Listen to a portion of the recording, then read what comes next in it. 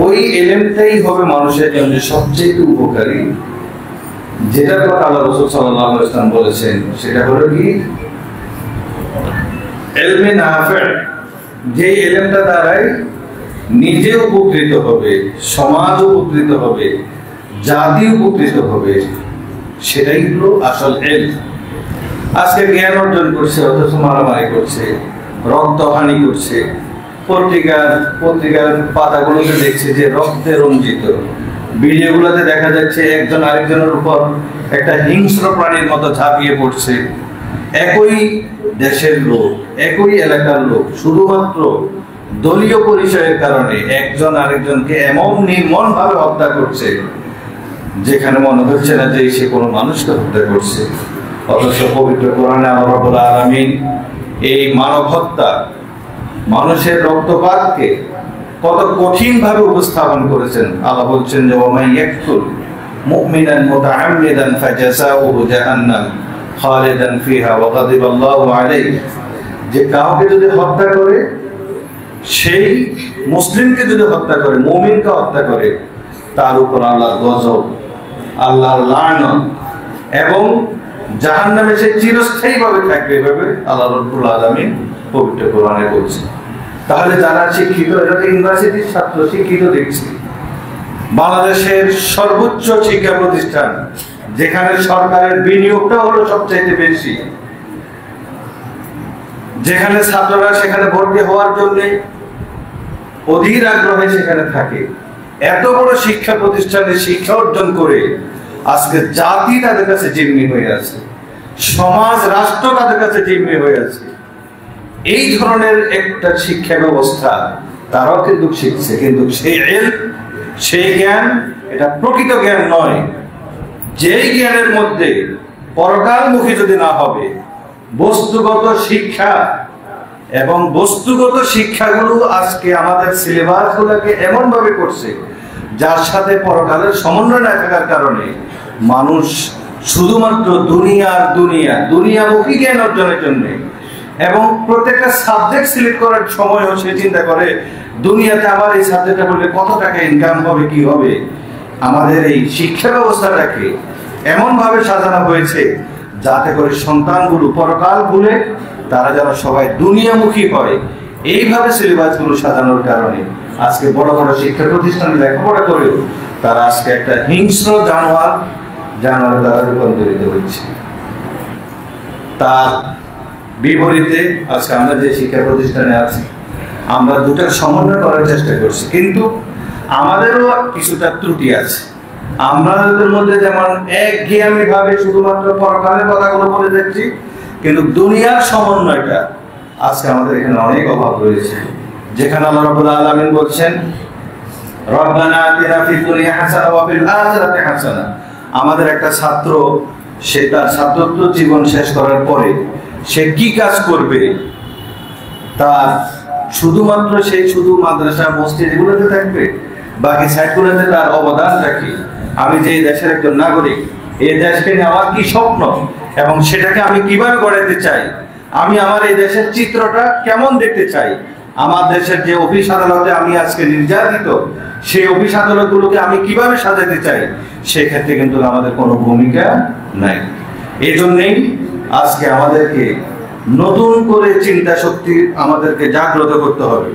তোমাদেরকেও ভাবতে হবে যে দ্বীনি ইলম এবং জাগতিক ইলম দুটার সমন্বয় করে আমরা জাগতিক জ্ঞান অর্জন করব, কিন্তু আমাদের টার্গেট থাকবে হলো পরকাল। আমাদের কাছে সবসময় পরকালের জবাবদিহিতা, আল্লাহ রাব্বুল আলামিনের কিয়ামতের দিনে যে হিসাব নিকাশ, সেই জিনিসটা সবসময় আমাদের মাথায় রেখে দুটা জিনিসের সমন্বয় যদি আমরা করতে না পারি, তাহলে এই দেশ যে হিংস্র আচরণে আজকে তারা ডুবে আছে, আমরা কোথাও নিরাপদ না। বাংলাদেশের মানুষ কোথাও নিরাপদ না। কোন দলের কাছে নিরাপদ? আজকে যারা পালিয়ে গেছে, যারা আসবে, ভবিষ্যতে যারা আসবে, কোন দলের কাছে বাংলাদেশের মানুষের সম্মান, ইজ্জত, রক্ত নিরাপদ? আমরা বলতে পারছি না। কেন? তার মূল কারণটাই হলো শুধুমাত্র জাগতিক শিক্ষা, দুনিয়াবি ডেভেলপমেন্টের যে চিন্তাধারা আজকে শিক্ষা প্রতিষ্ঠানগুলোতে বিরাজ করছে, এটাকে যতক্ষণ পর্যন্ত দুটার সমন্বয় করা না হবে ততক্ষণ পর্যন্ত এই শিক্ষা ব্যবস্থা দিয়ে কোনোদিন এই বাংলার জাতির কোনোদিন উন্নতি হবে না। সম্মানিত উপস্থিতি, এই জন্যে আমরাও চিন্তা করছি যে ভবিষ্যতে সকল ছাত্র যেন মাদ্রাসামুখী, শুধু মাদ্রাসাতে থাকবে সেটা যেন না হয়। দেশের প্রতিটা সেক্টরে আমরা যেন অবদান রাখতে পারি। আমরা যেন কোনো একটা সেক্টরে যেখানে যাব সেখানে যেন আমি আমাদের মতো করে একজন মুসলিম তার সেখানে অবদান রেখে একটা মুসলিম ভাবাপন্ন একটা অবস্থা যেন আমরা সৃষ্টি করতে পারি, আমাদেরকে সেই জিনিসগুলো থাকতে হবে। এই জন্যে আমরা ইনশাআল্লাহ আমরা গত কিছুদিন আগে জমিয়তের একটা মিটিংও আমরা সেটা বলেছি, যেই মানে কারিগরি শিক্ষার বর্তমানে এবং কওমি মাদ্রাসাগুলোতে প্রত্যেকটা মাদ্রাসাতে কারিগরি শিক্ষার অন্তর্ভুক্ত করতে হবে। দাওরা হাদিস পাস করার পাশাপাশি তারা যেন কর্ম শিখে সেই ধরনের ব্যবস্থা আমাদেরকে উদ্যোগ নিতে হবে, করতে হবে ইনশাআল্লাহ। এই চিন্তাগুলো যদি তোমরাও করো, আমরাও করি, ইনশাআল্লাহ হয়তো এখন হবে না, এখন থেকে 5 বছর পরে কওমি মাদ্রাসার এই চিত্রটা চেঞ্জ হবে এবং পুরো জাতি এবং দেশ গঠনের জন্য আমাদের ভূমিকা রাখার এখনই সময়, এখনই আমাদেরকে তৈরি হওয়ার সময় এসেছে।